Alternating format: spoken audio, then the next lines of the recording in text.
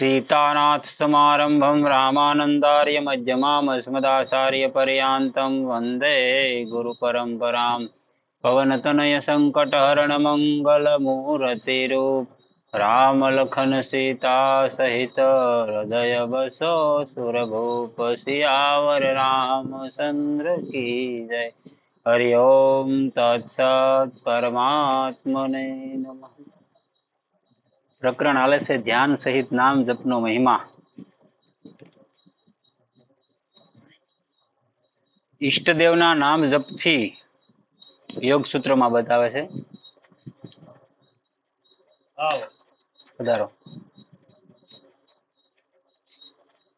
ઈષ્ટદેવના નામ જપથી ઈષ્ટદેવના સાક્ષાત દર્શન થાય છે। જો ઈષ્ટદેવનું નિરંતર ચિંતન કરતા કરતા ઉપર કહેલી રીતે મુજબ કરવામાં આવે તો એની પ્રાપ્તિ એથી વધુ જલ્દી થઈ જાય છે।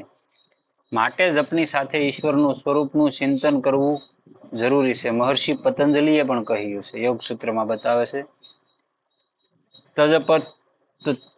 તજપથ ભાવન એ પરમેશ્વરના નામનો જપ અને એના અર્થનું એટલે કે સ્વરૂપનું ચિંતન કરવું, એનું જ નામ ઈશ્વર પ્રણિધાન તેમજ ઈશ્વરનું શરણ સમજવું। આનાથી સઘળા વિઘ્નોનો નાશ તેમજ પરમાત્માના સ્વરૂપની પ્રાપ્તિ પણ થઈ જાય છે। પ્રશ્ન: જપના સાત્વિક, રાજસ અને તામસ ત્રણ ભેદ શા કારણથી પડે છે? ઉત્તર: જપના સાત્વિક, રાજસ અને તામસ ભેદ પાડવામાં ભાવ જ મુખ્ય કારણ છે। શ્રદ્ધા અને પ્રેમ, નિષ્કામ ભાવે ભગવત પ્રીત્યર્થે કરવામાં આવેલો જપ સાત્વિક સમજવામાં આવે છે। આલોક અને પરલોકના ભોગો માટે થઈને તેમજ માન મોટાઈ પ્રતિષ્ઠા માટે કરવામાં આવેલો જપ રાજસિક સમજવામાં આવે છે। આપણે કાલ આવી ગયેલું છે કે માન મોટાઈ ને એની માટે કોઈ કર્યું હોય કઈ વસ્તુ મેળવવા માટે, તેનો રાજસિક જપ કહેવાય છે। બીજાના અનિષ્ટ માટે અજ્ઞાનતાપૂર્વક કરવામાં આવેલો જપ તામસી સમજવામાં આવે છે। જપથી શું થઈ જાય? કોઈને હાનિ કરવી હોય તો થઈ જાય છે નામ જપથી। પ્રશ્ન: કયા નામનો જપ ખાસ લાભદાયક છે? અહીંથી શરૂ થાય છે આપણું આજનું પ્રકરણ। કયા નામનો જપ? પ્રશ્ન કરે છે, કયા નામનો જપ ખાસ લાભદાયક છે? રામ રામ કે ઓમ ઓમ કે શિવ શિવ કે નારાયણ નારાયણ વગેરે વગેરે, કે કૃષ્ણ કૃષ્ણ કે કયું નામ શ્રેષ્ઠ છે એમ પૂછે છે। તો ઉત્તર આપે, ઈશ્વરના સઘળા નામો એક સમાન છે। ઈશ્વરના કોઈ પણ નામ, હજારો નામ, લાખો નામ છે, તમે ગમે એક નામને પકડી લો એટલે તમે નિશ્ચિત તમારું કલ્યાણ થઈ જાય।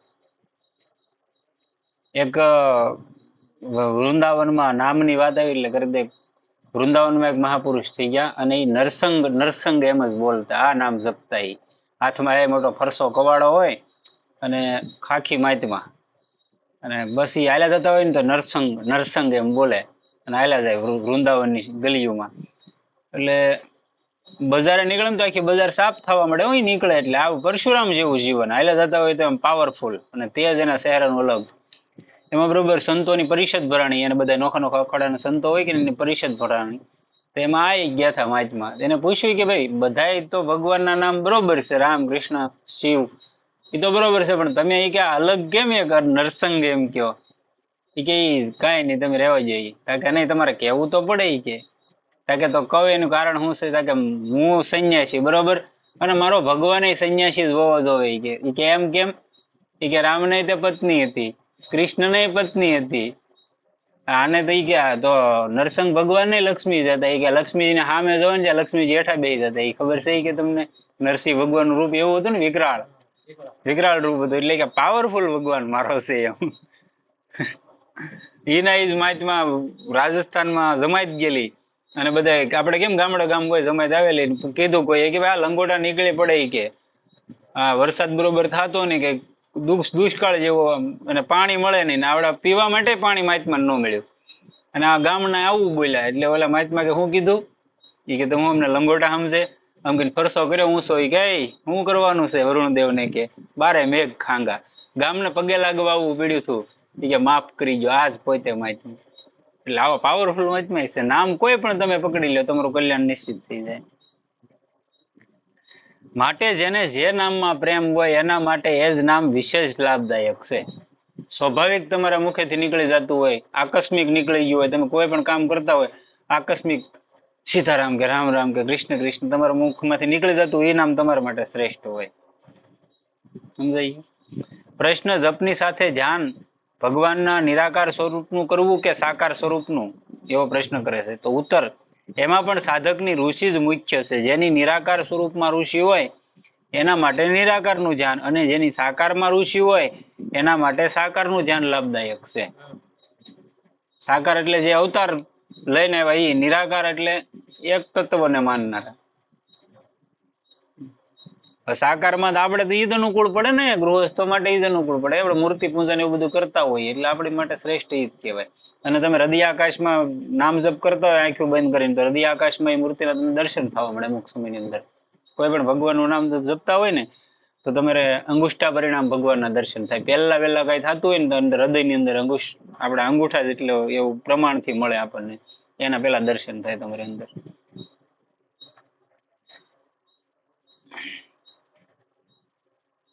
નિરાકાર અને સાકાર ને વ્યાપક અગ્નિ અને પ્રજ્વલિત અગ્નિની જેમ અભિન્ન રૂપે સમજીને એના રહસ્ય અને પ્રભાવને જાણીને જે નિરાકાર સહિત સાકારનું ધ્યાન કરે છે એ સર્વોત્તમ છે.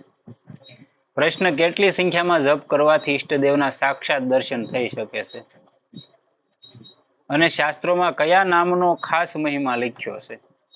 આવો પ્રશ્ન કર્યો કે કેટલી સંખ્યામાં જપ કરો તો પરમાત્માના સાક્ષાત દર્શન થઈ જાય, અને શાસ્ત્રની અંદર કયા નામનો ખાસ મહિમા કીધો છે?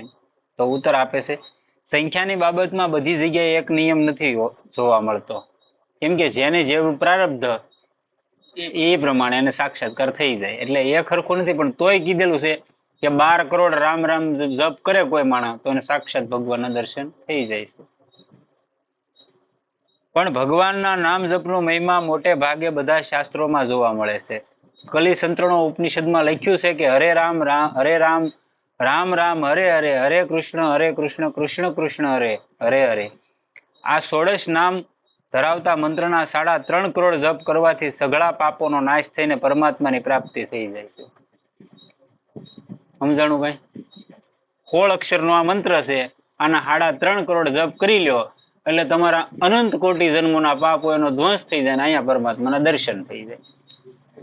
આ મહામંત્ર છે, ખાલી ગાવાનો નથી. આ તો બધા માણસો એમને માકે, બાકી ગાવામાં લઈ લીધો, બાકી આ મહામંત્ર છે. કૃષ્ણ ઉપાસકો જે એને આ મંત્ર આપે, અને રામ ઉપાસકોને અમુક પરંપરા છે જે રસ પરંપરા, એમાં આ આપે છે. અને બે ભગવાનમાં રસ પરંપરા છે. પછી રામમાંય છે ને કૃષ્ણમાંય છે. એમાંય રામની સખીઓ ને સીતાજીની સખીને એવું બધું બતાવે છે. રામાયણમાં શ્રી રામ નામનો, શ્રીમદ ભાગવતમાં શ્રી કૃષ્ણ વગેરે નામનો, તેમજ મહાભારતમાં ગોવિંદ, હરિનારાયણ, વાસુદેવ વગેરે ઘણા નામોનો તથા શ્રુતિ સમૃદ્ધિઓમાં ઓમ તત્સત વગેરે નામોનો જપનો ખાસ મહિમા લખ્યો છે. ઉપનિષદોને એવું તમે લ્યો તો એમાં ઓમ તત્સત બતાવે. પછી ભાગવતજી લ્યો તો એમાં કૃષ્ણ છે. રામચરિત માનસ લ્યો તો સીતારામ છે, રામ છે. મહાભારત લ્યો તો ગોવિંદ, હરિનારાયણ, વાસુદેવ, આ બધા નામ છે. બધામાં અલગ અલગ આપેલું છે. મતલબ દેવી ભાગવત લ્યો તો એમાં માતાજીનું શ્રેષ્ઠ બતાવેલું છે એમ. વગેરે નામોનો જપનો મહિમા લખ્યો છે. એ જ રીતે લગભગ બધા નામો શાસ્ત્રોમાં સ્થળે સ્થળે ઘણો મહિમા ગાયો છે. બધા નામોનો અલગ અલગ મહિમા ગાયેલો છે. કલી કલ્મશ મત્યુગ્રમ નરકા ત્રિપદમ નૃણામ પ્રયાતિ વિલયમ સંઘ સકૃત્ય કૃષ્ણસ્ય સંસ્મૃતે. વિષ્ણુ પુરાણનો શ્લોક છે. કલીના અત્યંત ઉગ્ર પાપ કે જે મનુષ્યોને નરકની પીડા આપનારા છે, શ્રી કૃષ્ણનું એકવાર પણ સારી પેઠે સ્મરણ કરવાથી તરત વિલીન થઈ જાય છે. ભગવાનનું નામ આવું છે. તમારા અનંત જન્મના પાપ હોય ને તો બળીને ખાક થઈ જાય, પણ આપણે લેતા જ નથી. શું થાય? બીજા શ્લોકમાં બતાવે છે, શ્રી ગોવિંદનું એકવાર પણ સ્મરણ કરવામાં આવતા તેઓ મનુષ્યોના સેંકડો જન્મોના કરવામાં આવેલા પાપોના સમૂહને એ જ રીતે શીઘ્ર ભસ્મ કરી દે છે, જેમ રૂના ઢગલાને અગ્નિ. હવે આપણે કેટલા જન્મોના છે આપણે નક્કી કરવાનું. અગર ભગવાનનું નામ અગ્નિમાં તમે પ્રેમથી હાથ નાખો તોય બાળે, અને પરાણે નાખો તોય બાળે, અને કોકે નાખી દીધા તોય બાળે. બાળવાનો એનો સ્વભાવ છે, એ બાળે. એમાં નામનો સ્વભાવ છે તમને તારવાનો, તારે તારે તારે ને તારે, અને તમારા પાપને બાળીને ખાકે કરી નાખે. અને એક એવો સમય લાવી જાય કે ખાવાના વાંધા હોય ત્યાં સુધી ભગવાન તમને કશી લે. ત્યારે આમાં હાલે કે નક્કી રાખવાનું કે હું ભગવાનને એટલી માળા કરું, ભગવાન મારી સામું કેમ ન જોતો, તો એ વાટે લઈને આ નહીં કરવાનું. આ સોખી વાત. તમારે કોઈ દુકાને તમે વસ્તુ લેવા ગયા હોય, તમારા ખિસ્સામાં પૈસા ન હોય, દુકાનદાર તમને આપવાનો નથી આપવાનું ને. એક જો વ્યવહારિક દ્રષ્ટિમાં આવું હોય કે ભાઈ દુકાનદાર પાસે તમે વસ્તુ લેવા જાઓ ને પૈસા ન હોય તે નથી આપતો, આ તો અખિલ બ્રહ્માંડનો માલિક છે ભાઈ. તમે એકવાર એના થઈ જાવ તમને બધું આપી દેવાનું છે, બરોબર. તો તમારે જોવે તો ખરો ને આમાં શું છે, એમ આ કેવો છે, આની શું અભિલાષા છે, આને શું જોવે છે, એવું બધું એ તપાસ કરે. પેલા તમને રમકડા આપી ગયા અમુક કે ભાઈ લ્યો રમવા મળો, તો આપણે રમવા મળીએ તો પૂરું થઈ જાય, ત્યાં જિંદગી વહી જાય. એમ થાય. નાની નાની સિદ્ધિને એવું આપી જાય એટલે આપણે એમાં ફસાઈ જઈએ એમ. હરિહરતી પાપની દુષ્ટ ચિત્તે રપી સ્મૃત અનિચ્છયાપી સ્પુષ્ટો દહ્યત્યેવ હિ પાવક. ઉદાહરણ બૃહદ નારદ સૂત્રનો શ્લોક છે. દ્રષ્ટચિત્તના પુરુષો દ્વારા પણ સ્મરણ કરવામાં આવતા ભગવાન શ્રી હરિ અને એમના સઘળાય પાપોને હરી લે છે. જેમ અગ્નિ અનિચ્છાએ સ્પર્શ કરવા છતાં બાળે જ છે.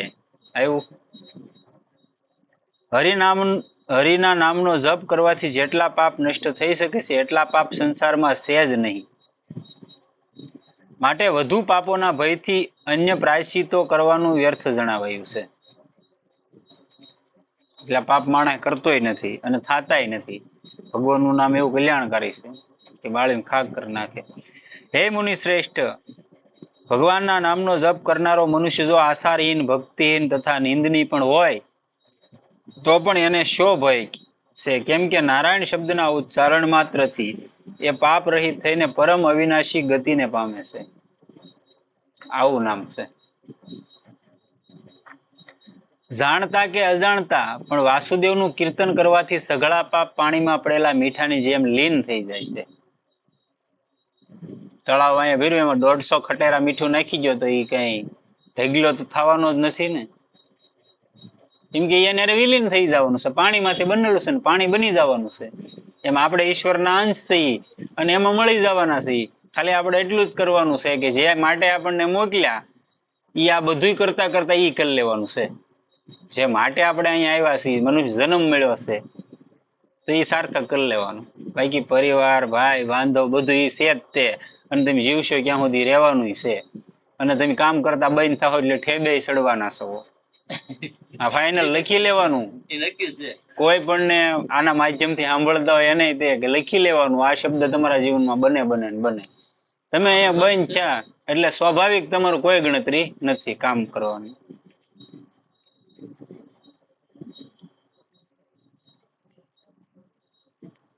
જે માણસ ઓમ એ એક અક્ષર સ્વરૂપ બ્રહ્મને ઉસારતો એમના અર્થ સ્વરૂપ મુજ નિર્ગુણ બ્રહ્મનું ચિંતન કરતો શરીરને છોડીને જાય છે, એ માણસ પરમ ગતિને પામે છે. અવશે નાપી યન્નામીન કીર્તિ તે સર્વ પાતકે વિષ્ણુ પુરાણનો શ્લોક લીધેલો છે. જેના નામનું વિવશ થઈને પણ કીર્તન કરવાથી પુરુષ સિંહથી ગભરાયેલા વરુઓની જેમ સઘળાય પાપોથી તરત મુક્ત થઈ જાય છે.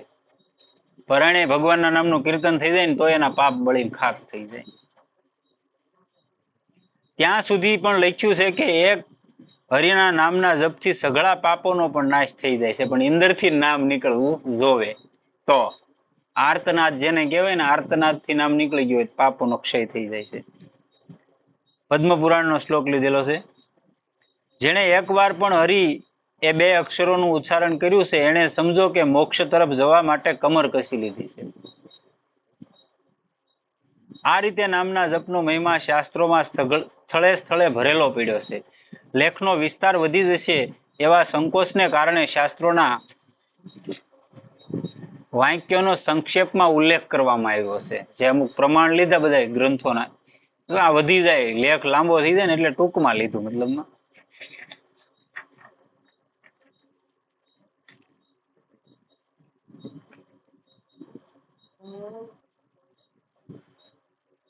હરિના નામના મહિમાને અર્થવાદ ન સમજવો. જે કઈ મહિમા શાસ્ત્રોમાં લખ્યો છે એ ધ્રુવ સત્ય છે, એટલે અવિચળ સત્ય છે. પણ શ્રદ્ધા અને પ્રેમની ઉણપને કારણે નામનો પ્રભાવ સમજમાં આવતો નથી. તથા ફળ પણ પૂરેપૂરું મળતું નથી. કેમ કે નામના મહિમાને આપણને ખબર નથી નામ શું કરે એમ. આ કેટલું પાવરફુલ છે એટલે આપણને એમ થાય કે એમાં હું ને રામ રામ કરે થઈ જવાનું, કૃષ્ણ કૃષ્ણ કરે થઈ જવાનું. પણ જેને ખબર છે એને કહેજો. એક નામનો પ્રસંગ છે ને, એને ઓલું થાય એવું છે, ઉદાહરણ છે વાત કરું. એક ગુરુ હતા, એને એક શિષ્ય હતો. પછી એને ગુરુ મંત્ર આપેલો ને એ એક નામનો જપ કરતો હતો. એટલે ઓલો ન્યાય ગયો કે બાપુ તા કે ઘણા વર્ષ થઈ ગયા પણ કે સારું આનાથી કઈ છું નહીં, કે કઈ મારામાં ફેર ન પડ્યો એમ, આનો મને કઈ અનુભવ ન થયો. એ કાંઈ ન થયો તા કે નહીં, તમે મને હું પકડાવી દીધું એમ. તા કે કાંઈ વાંધો નહીં, કે તું મને હું માને કે ગુરુ, એ કે તું કેવી રીતનો, એ કે ભગવાનથી વધારે તમને માનું. એ કે માને ને તો એક તને તાર ગુરુ ના નામ છે, હવે એ નામ નો બોલતો. એ કે તું જા, તું કાલ આવજે, એ કે હું તને બીજો એવો મંત્ર પાવરફુલ આપીને કે તરત તને દર્શન થઈ જાય એમ. બોલો કે કાંઈ વાંધો નહીં.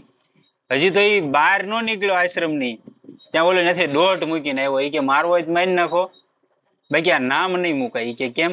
એ કે હું હાલું તોય મારે જીભે આવી જાય. એ કે તને આ 12 કે 13 વર્ષની અંદર આ મળ્યું. એ કે સ્વાભાવિક રીતે શરૂ થઈ જાય, આ મળ્યું. આવી જયારે સ્થિતિ થઈ જાય ને એટલે પરમાત્મા દૂર નથી, ઓટોમેટિકલી શરૂ થઈ જવું જોઈએ. તમારે યારે કોઈક બે વાત કરવા વાળો મળી ગયો હોય, ફડાકા મારવા વાળો, તમને એમ થવું જોઈએ ભારે કરી વ્યવહારિક દ્રષ્ટિએ રહી છીએ એટલે ઊભું રહેવું પડે. બાકી આમ અંદરથી સંકોચ થવો જોઈએ, ભગવાનનું નામ મારાથી આ ક્યાં મને મળી ગયો, આમાં નાખી દીધો, એટલો સંકોચ થવો જોઈએ. ઈશ્વરની પ્રાપ્તિની બાબતમાં સંખ્યાનો નિયમ બધી જગ્યાએ બરાબર લાગુ પડતો નથી. પ્રેમ અને શ્રદ્ધા જેનામાં જેટલા વધુ હોય છે એને એટલી જલ્દી ભગવત પ્રાપ્તિ થાય છે. જો કહો કે તો પછી સંખ્યાની શી જરૂર છે, તો એ પણ ઠીક છે, પણ એમાં શાસ્ત્રનું વિધાન છે, તેમજ જપ પણ વધુ થઈ જાય છે, માટે પણ સંખ્યા બધી રીતે લાભદાયક છે.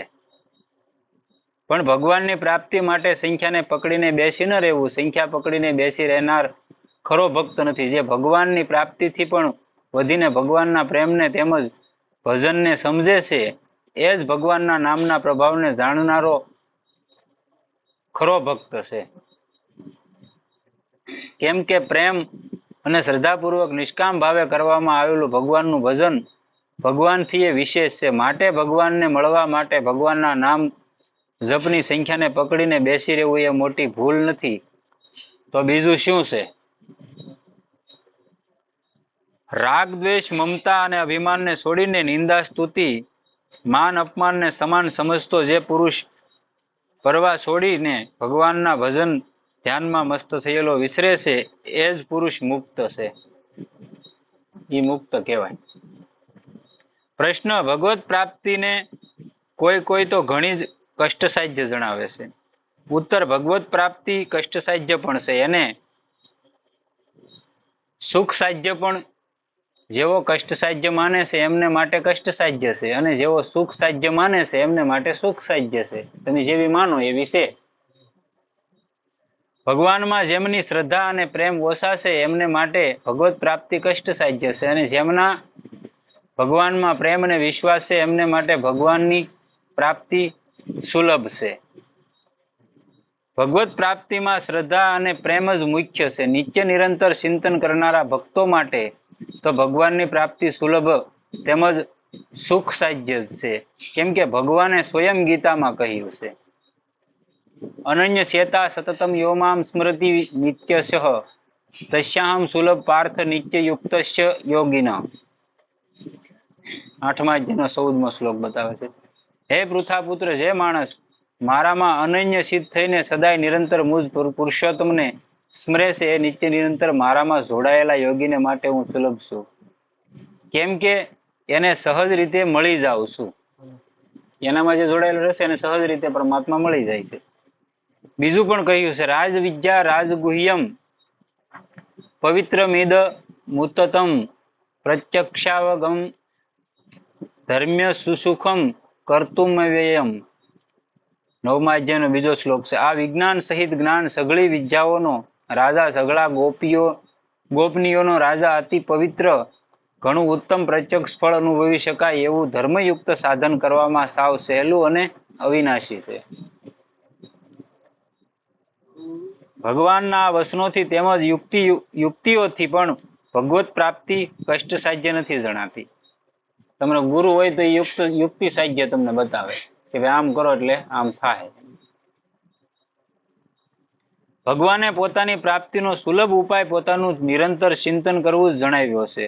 ભલા જણાવો તો ખરા, ભગવાનનું નિરંતર ચિંતન કરવામાં પણ શું કોઈ કષ્ટ છે? જો એમાં પણ કષ્ટ છે તો પછી સુખ શેમાં છે? ભગવાનનું ચિંતન કરવાથી તો સઘળા પાપોનો, દુર્ગુણોનો અને દુઃખોનો નાશ થઈને ઉત્તરોત્તર પરમાનંદ તેમજ પરમ શાંતિની વૃદ્ધિ થતી જાય છે.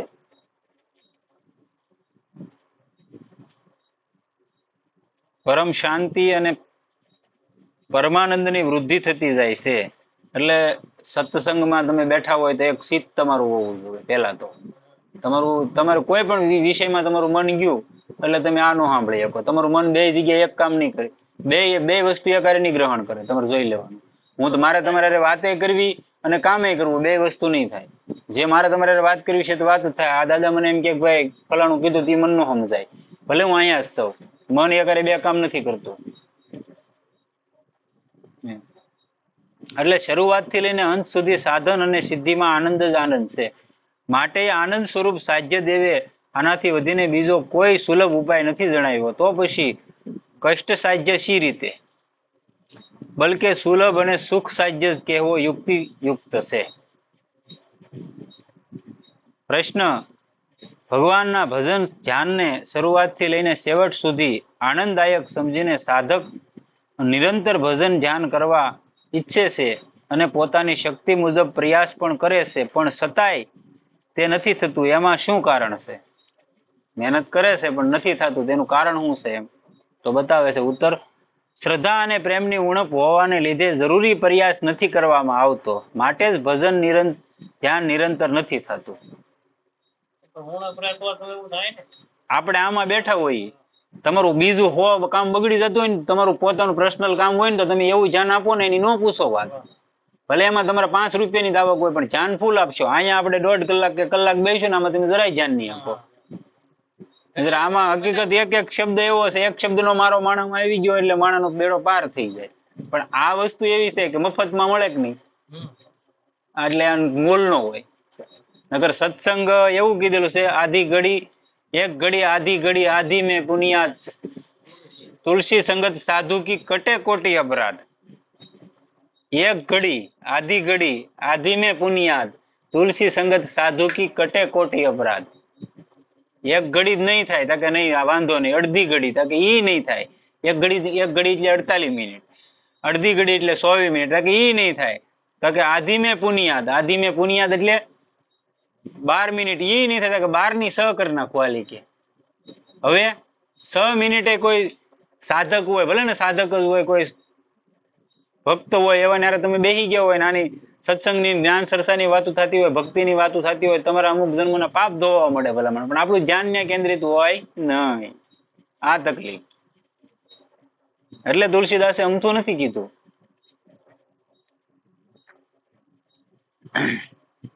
આગળ આપણું પોતાનો સ્વાર્થ હોય તો બધું આપણું ધ્યાન રહે. પાછું એ તમને કહી દઉં, એમાં તમને કંઈક દેખાવું જો અમારે અહીંથી આવશે એટલે તમારો ભૂલ ન પડે.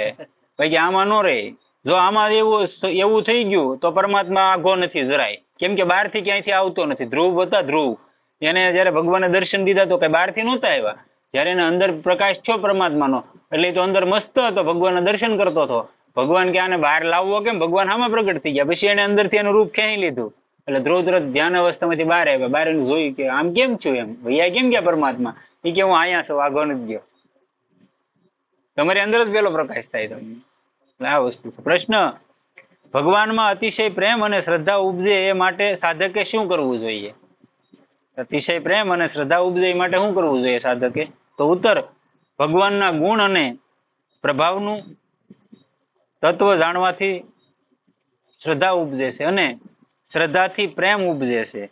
અને ભગવાનના પ્રેમ, પ્રભાવ, ગુણ અને રહસ્યની અમૃતમય કથાઓનું એમના પ્રેમી ભક્તો દ્વારા તેમજ શાસ્ત્રો દ્વારા શ્રવણ, પઠન અને મનન કરીને એ મુજબ ચાલવાથી ભગવાનના ગુણ પ્રભાવનું રહસ્ય સમજવામાં આવી જાય છે.